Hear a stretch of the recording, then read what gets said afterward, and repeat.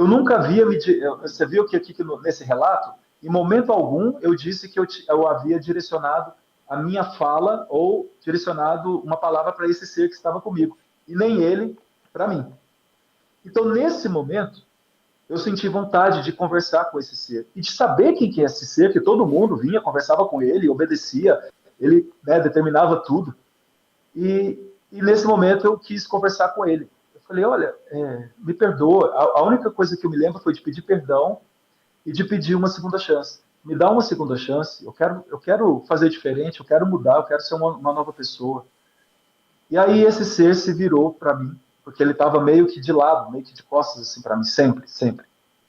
E ele se virou para mim e numa espécie de comunicação inteligente, como a gente havia falado no início, ele pronunciou algumas palavras que eu vou te falar aqui, não é exatamente a palavra que eu entendi que ele disse, as palavras que ele disse, mas foi um entendimento meu.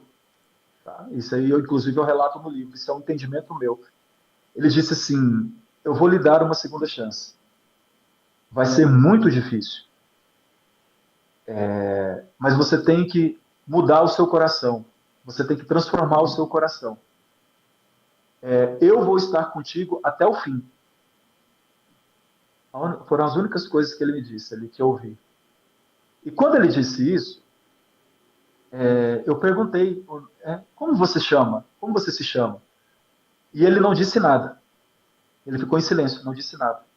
Nesse momento, esse ser que estava me conduzindo, eu não sei se era um espírito, se era um anjo, só sei que ele me conduzia. Ele falou com essa pessoa e os dois saíram. Quando ele falou o nome da pessoa, desse ser. E o nome que ele pronunciou, né, eu não estou aqui dizendo que não estou afirmando, mas eu ouvi ele dizer Jesus. Então, eles saíram, como se eles fossem sumindo assim daquele lugar. Os dois saíram. E ali eu fiquei. Quando eu fiquei, eu senti uma propulsão, uma coisa assim no meu peito, como se fosse sei lá, como se fosse um despertar. Mas continuei de olhos fechados. E aí aconteceu uma outra realidade. Aquele momento ali já havia findado. E aí eu entrei numa outra realidade. Né? E naquele momento eu estava confuso. Então eu ouvia, aí eu já estava dentro de um hospital, deitado no hospital, eu via os coisas nas veias, tomando soro e tudo mais. Eu vi que eu estava com a máscara de oxigênio. E tinha uma porta de vidro fechada, meio embaçada, assim. E do outro lado, dava para ouvir a conversa de um médico, e eu vi a minha mãe conversando com esse médico. Minha mãe estava em pé, e esse médico sentado numa espécie de mesa. Dava para ver a sombra, a silhueta deles, assim, através do vidro da porta fechada. E eu vi o médico falando assim: olha, dona Nancy, eu preciso que a senhora assine esse documento aqui, porque nós vamos desligar os aparelhos. Não tem mais o que fazer. E minha mãe, relutante, falou: não, imagina, doutor, eu não vou assinar isso, eu não vou assinar o óbito do meu filho, não, vocês têm que fazer alguma coisa, vocês têm que salvar o meu filho. E eu ouvindo aquilo ali, eu queria gritar, falar assim: mãe, não assina não, eu estou bem, eu estou bem, eu estou aqui, só que eu não saía a voz, eu não conseguia, e não saía, e eu ficava desesperado, querendo falar para ela: não assina, porque eu estou bem, eles vão me matar, né?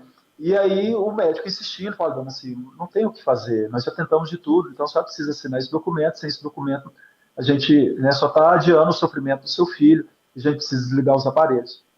E minha mãe, enfim, depois de relutar muito, ela sentou, deu para ver a sombra dela sentando e ela escrevendo. E quando eu vi aquela imagem, aquela silhueta, eu falei assim: mãe, eu querendo gritar, né? Mãe, não faz isso não, eu estou bem, eu estou vivo, não faz isso não. Enfim, aí ela assinou, imediatamente ela saiu, o médico abriu a porta com uma enfermeira e depois falou para ela: olha, vai lá, pode trazer. Olha, inclusive no livro eu falo isso. Eu entendi ele dizendo antídoto, entre aspas. Falou para a enfermeira: vai lá e traz um antídoto, que era o medicamento. E a enfermeira saiu e ela voltou com esse medicamento. Deu para ver o médico com a seringa, né? Fazendo a introdução ali desse medicamento. E eles iam aplicar na ponta do dedo do meu pé. E naquele momento, eu não conseguia falar. Sabe quando você está sonhando ou tendo um pesadelo, que você quer acordar e você não consegue? Não, tem até o. Você deve estar. Saiu. Você devia ter até no estado de catalepsia, o estado cataléptico, você não consegue se mexer. Quando a pessoa acorda ou quando ela está deitando, ela não consegue gritar, é a catalepsia, né? Então você estava ali paralisado, mas e aí? O que aconteceu? E aí o médico queria, né, injetar ali a injeção, tal, e eu comecei a me relutar enfim. E aí eu apaguei. Eu simplesmente apaguei. Só que isso, né, como você me disse, não era um estado. Eu não estava, não tinha voltado ainda acordado. Era um outro transe em que eu estava. Era uma situação em que eu estava. E aí eu acordei de fato. Aí eu acordei do coma um tempo depois, né? Não sei mensurar aqui para você, mas aí eu acordei do coma e aí eu me vi